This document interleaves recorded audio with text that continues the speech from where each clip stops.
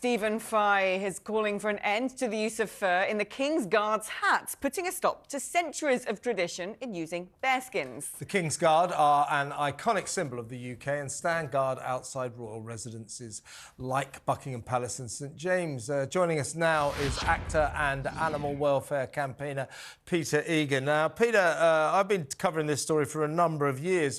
We have contracts, the British government has contracts with Canadian fur companies worth hundreds of thousands of pounds. We import these bearskin hats.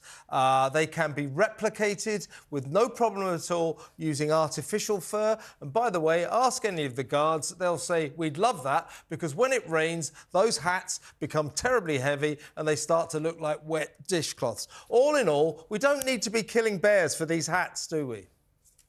Absolutely not, and particularly when the international charity PETA, in association with a company called EcoPel, have offered the government free faux fur hats, which pass all of the five things that the military government body wants in order to use this real fur.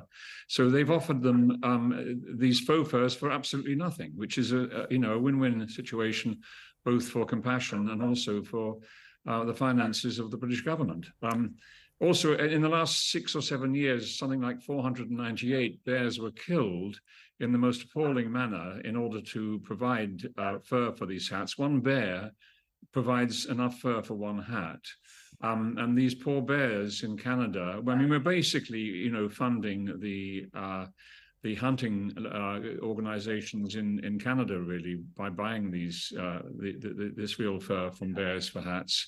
But the bears are tempted by they lay out honey and treats by a hide, and then some awful hunter will kill it in a terrible way, either with a high-powered bow or whatever. This is a no-brainer, isn't it? This is a no-brainer, isn't it? It's a no-brainer. It's just horrible. It's cruel. And particularly when 96% of the British public are anti-fur, and over 80% of the British public are against trophy hunting. And this, in fact, supports both trophy hunting and the fur industry. It's really lacking, sentience and compassion and understanding. And the British public, I think, are appalled by it.